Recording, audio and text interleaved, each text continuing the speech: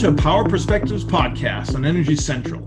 On this show, we bring leading minds in the utility industry in to tell us what they're thinking and how they're preparing our energy system for tomorrow. Today, we're going to talk about infrastructure, and specifically the management of assets found underground that transport our water, gas, and electrons. Asset management at the utility is big and serious business. We're talking about 100-year-old infrastructure often buried deep underground. Keeping track of what's going on across the grid is far more complex and underappreciated even for people who may work at a utility. This is why the market for talent in utility asset management is exploding. GIS technologies and related systems are high in demand and growing increasingly sophisticated. Today's guest is at the forefront of harnessing these asset management programs to improve the coordination of utility work in Ontario, Canada. But before we introduce our guest, I'd like to also bring in the producer of this podcast, Matt Chester. And I'm Jason Price of West Monroe, serving as your podcast host and Energy Central Community Ambassador, coming to you from New York City. Today, we're going underground to understand the infrastructure of a utility system. Matt, are you ready to dig in? I definitely am, Jason. We've had some guests talk about GIS before, but not so much from the underground perspective. So I'm looking forward to seeing what it looks like from down there. Likewise. As we know, across North America and indeed across the world at large, it is common practice for utility assets to be housed underground to protect the equipment from outside forces and to preserve sightlines. But what is also unfortunately common is that the maps tracking these assets for utilities are often incorrect, and that's if such maps even exist at all in the first place. Oftentimes, utility pipes, cables, and other infrastructure will get relocated during the construction, repairs, and renovations, but the records aren't updated to reflect these new locations. What follows, predictably, is digging or drilling in the presence of unidentified, unmarked, unmapped, or even incorrectly located assets. Utilities simply cannot afford to waste excavation time and money in this way, and worse, doing so can cause expensive damage, result in utility outages, and worst of all, poses potential risks of personal injury or even death. So, tracking these assets isn't just good business practice, but indeed it can be a matter of public safety. In response to these concerns, the Government of Ontario launched several key initiatives to improve the identification and tracking of utility assets in an effort to improve the delivery of its priority provincial transit projects that depend on this information. Years of deliberation and multiple acts of legislation and other key initiatives finally allowed for the creation of an office to organize and manage its assets to allow for the building of a regional public transit system. Few people were as intimate of this process from beginning to where we are today than our next guest, and we are lucky enough for him to spend time with us today. But before we introduce our esteemed guest and dive deeper into this exciting topic, I'd like to thank our sponsors who make this show possible and let us bring insightful discussions from the best minds in the industry to our listeners. To West Monroe works with the nation's largest electric, gas, and water utilities in their telecommunication, grid modernization, and digital and workforce transformations. West Monroe brings a multidisciplinary team that blends utility operations and technology expertise to address modernizing aging infrastructure, advisory on transportation electrification, ADMS deployments, and DER and cybersecurity. To ESRI. ESRI is an international supplier of geographic information, GIS software, WebGIS, and geodatabase management applications. To Guidehouse, formerly Navigant Research, a premier market research and advisory firm covering the global energy transformation.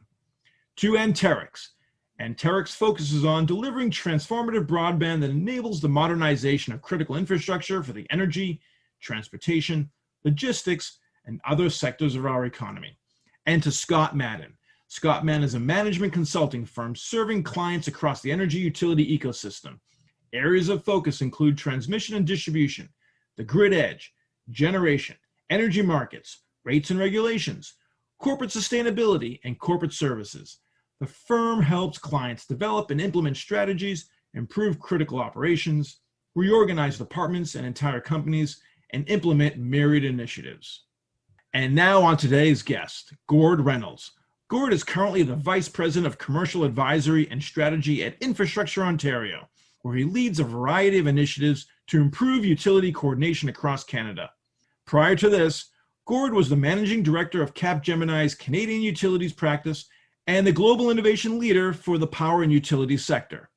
He was also a member of Capgemini's Global Sector Council and spent 8 years at the global lead for Capgemini's smart energy services and digital utilities transformation initiatives for the energy, utility, and chemical sector. Right now, Gord is supporting 2 recently passed provincial acts to streamline the coordination of utility assets to deliver transit projects and broadband on time and within budget across Ontario. One aspect of this work is setting up a government entity, the Office of Utility Coordination, an asset management platform that will transform how utility work is conducted and tracked moving forward. There's a lot of great stuff to unpack here, so let's get started. Gord Reynolds, welcome to today's episode of Energy Central's Power Perspectives. Hey, Jason, thanks for having me. It's great to be here. Gord, give us a taste of your background that made you uniquely qualified to run the office. Well, thanks for that. So look, I started the beginning of my career on the tools. And so I have a firsthand appreciation for the infrastructure that we build across Canada and across North America, how it gets built, and how difficult it is to often find it, especially in times of need. I was also very fortunate that I got to be intimately involved in the building of much of that infrastructure when technologies like directional drilling and subsurface utility engineering using vacuum excavation really started to become popular in our industry, and learned how important it was for us to have good mapping and even better technology to allow us to find this infrastructure without damaging it. Fantastic. So tell us more about the provincial legislation. Can you tell us a little bit more about the acts that launched this work? Yeah, that's a great question, Jason. So the Ontario government, not unlike many other governments around the country and truthfully both nations, recognize that getting big linear infrastructure built often is made more difficult by the infrastructure that we already have in place.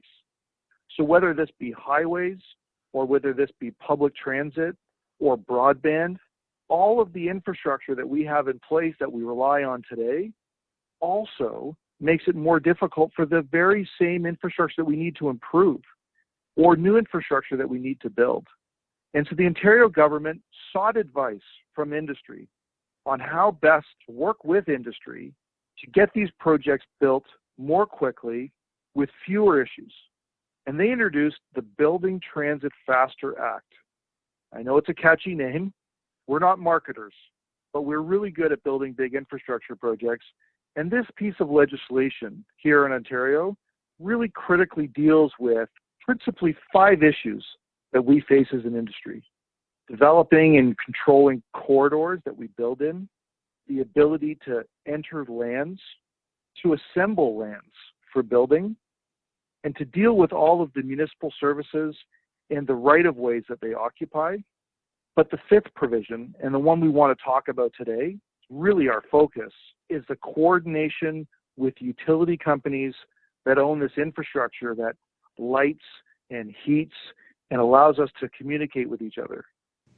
Great. So the coordination of utilities is a significant issue for Ontario and the projects you deliver. You mentioned schedule and cost as major implications. So what sort of impacts do you see enhanced coordination having on these factors? Our biggest impact is that we're limited in the flexibility for how we deliver innovative solutions with our existing approval processes.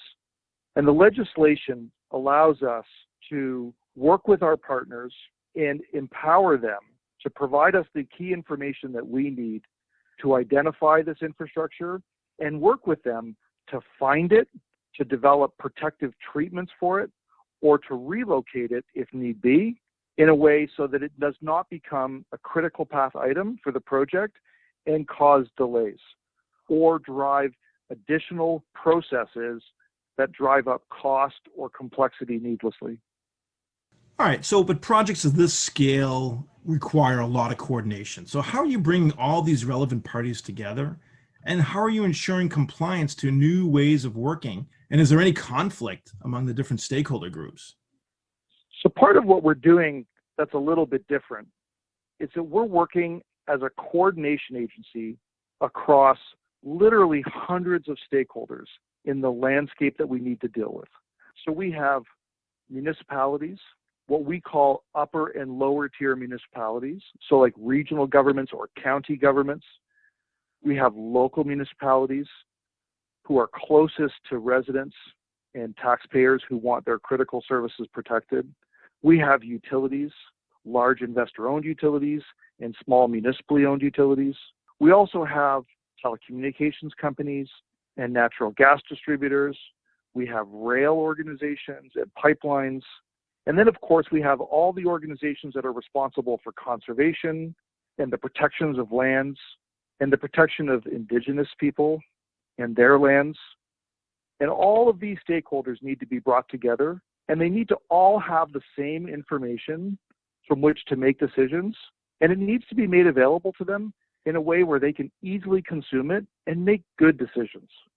And so we've developed an approach and a platform. It's not just technology, and it's not just a know-how. We've brought all of these stakeholders together as individuals who have individual responsibilities, but to work together in a coordinated fashion to help us manage all of these constraints to getting this critical infrastructure built.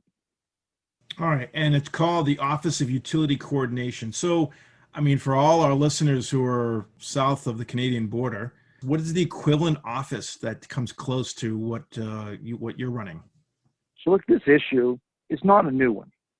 Jason, if I think back long before you and I were around, in the 40s and the 50s, principally around California and some of the states that were growing very quickly, there was a recognition that building good highway infrastructure had its complexities. There was infrastructure that was there that would cause them problems. And as we moved into the 70s and then into the 80s, we recognized that there was techniques that we could bring to these projects that would allow for more effective coordination amongst the parties. Many of these methods actually became enshrined in how the federal government in the U.S. funded projects. And today, many of those means and methods are compulsory. They come with funding. So for example, techniques like subsurface utility engineering are now mandated on many projects. But subsurface utility engineering in and of itself has its limitations. And many organizations, whether they be DOTs or whether they be utilities themselves, set up utility coordination offices or schemes to support their various projects. Now, not exactly the same as Ontario, but what Ontario and Canada has done is they've passed legislation that compels participation in this scheme, because many of them are voluntary.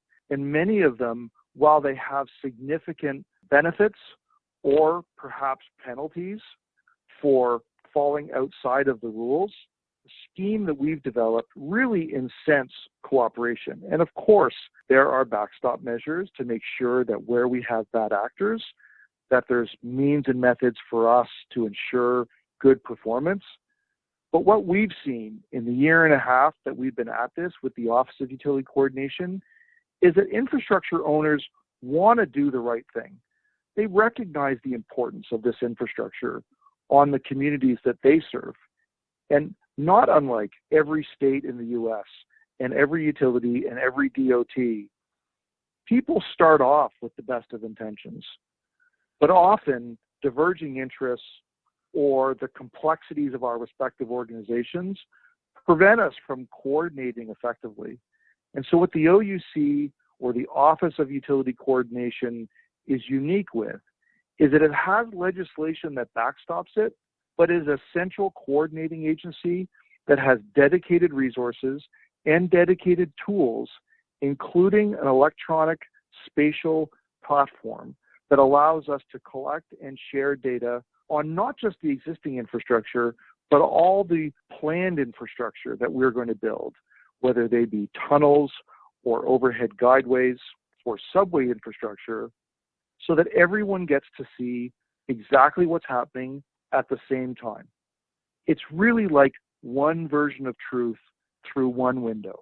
And it's this coordination method that we've found gives much more visibility to people early, so that whether you're a utility company or a municipality, you understand the potential impact on your infrastructure, on your shareholders, on your stakeholders, on your communities, and that you can plan effectively to work with us to get this transit infrastructure built. Or in the case of broadband, as you mentioned at the top of the call, is that broadband is becoming, especially with the pandemic, a really critical issue. So while transit's important and roads are important, keeping everyone connected has become such a vital part of our communities these days that broadband is just as difficult to build and has as many complexities. And we're using the same approach to get our broadband program built here in Ontario as well. Do you feel that such an office is applicable in other provinces in Canada? And have you thought about your next act in life? And I understand that there's a big infrastructure bill in North America. Would there be some application to your skill set down south? Well, we certainly hope that what we're doing here in Ontario isn't just something that people do because they're compelled to do it because of a law. We hope, and this is what we're seeing from industry, is that there's a lot of benefits that don't just accrue to the new infrastructure builder, in this case, the government of Ontario. Those benefits are accruing to all of the infrastructure owners themselves, whether they be reduced one-call notifications or whether they be reduced strikes on their infrastructure or damages on their infrastructure, whether they be the cost that they have to incur to engineer or build either protections of their infrastructure or to relocate their infrastructure. These benefits are accruing to everyone, and people are starting to see this. So we are hearing from other geographies already that there's an interest in understanding, how did we set up the Office of Utility Coordination? And how did we get this legislation implemented? And would it be applicable to my geography or my project? And to support that, we've retained the services of an independent third-party organization to help us with some research. It's a local university that has an expertise in infrastructure projects. And for a number of years, they've been looking at how effective subsurface utility engineering has been to these types of construction projects. So they've looked at the work that's been done by organizations like Purdue and others to see, for every dollar spent on the front end, collecting better data sooner and sharing that data in a coordinated fashion to feed into not only the construction activities, but the planning activities and the design activities, and to avoid conflicts early and to help people develop treatments or relocation schemes that reduce costs and complexity and inconvenience to the communities, but also reduce the risk of damage to the infrastructure itself.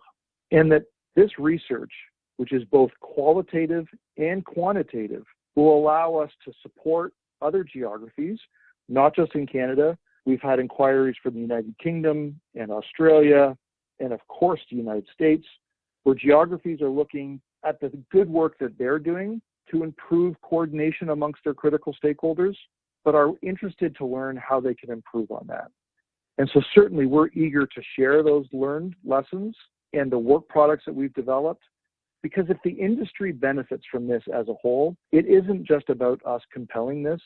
The industry will drive those leading practices forward themselves, and we all stand to benefit. It's a fascinating topic, Gord, no doubt. Well, Gord, now it's time for a change of pace. Our lightning round. We're going to ask you a few questions designed to let our listeners get to know you a bit more on a personal level. And your responses should be just one word or one phrase. So are you ready? I am. All right. Last book or article you read that really made you think? John Grisham, The Guardians. Name your guilty pleasure TV show or movie. Movie, To Live and Die in LA. First purchase if you won the lottery. Oh, geez. I think it would be a new motorcycle. Yeah, that would be it, Jason. It would be a new motorcycle. What's your dream vacation? Well, these days in Canada, we're still curtailed from travel because of the pandemic. So any vacation would be a dream vacation at this point. But I'm particularly fond of Southern California, love the San Diego area. I think that would have to be it right now. Fantastic. And what inspires you? I'm principally inspired by the work that my colleagues do to help us improve everything that we do in the industry today. And I'm really grateful that I've been blessed with 4 young men who are my children, and 3 of them have decided to enter the trades. And they are starting to appreciate the complexity of the industry. Of course, growing up and watching their dad get involved and not really understanding as a kid, but being able to watch my colleagues and watch my children become colleagues is really what inspires me, and to see how excited they get about the things that I got excited about when I started out in the trades in the utility industry. That's really exciting for me. Yeah, I'm sure it's very special too. Now that you've let us know a little bit more about you, we'll let you close out the podcast with some forward-looking focus. So with all of these potential uses of enhanced asset management, what are you most excited for in the coming years? Well, we're really excited by how other geographies are using means and methods like subsurface utility engineering, improved spatial tools like Esri ArcGIS and other platforms like that have really become very powerful and allow us to collect, consume, and reconcile a tremendous amount of data very quickly and very accurately. And through the schemes like we've been talking about here, the Office of Utility Coordination, and other geographies that have had similar successes, whether they be the United Kingdom or some of the states that have compelled organizations to come together, but have also found ways to inspire them. And as this becomes a leading practice across our industry, we can reduce the dependency on this difference that we have and get to a place where industry is not damaging infrastructure because we're not taking care. I think about all the times that we locate the same infrastructure over and over again, and we collect that infrastructure data and we use it for a purpose and we let it go. There is just literally billions of dollars spent in North America every year collecting spatial information, and we rarely use that information to improve our records or to allow us to perform better on these projects that we build for our communities. And I really get excited about the thought that we start to use this technology and we start to use these means and methods, and that we really start collaborating as an industry, and we're able to build this critical infrastructure, whether it's highways, whether it's transit, whether it's broadband, these projects that are going to improve the quality of life for everybody. And we can do it in a way that it's faster and less expensive. I think about the cost per mile for us to build highways and transit, and how much of that is because of conflicting infrastructure, and how much of that cost is about finding that infrastructure and protecting it or moving it, and all of the data that we collect along the way, and how valuable and rich that data is, and whether we're really using it effectively. I get excited thinking about there is a way to do better. There is a way to improve these outcomes, to protect people and to improve communities. And that's what I think is most exciting, not just about what we're doing here in Ontario to build subways, but I see my peers around the world with similar initiatives. And I think when we come together and share what works for us, and we're able to improve on it locally, that we continue to all learn and all benefit together.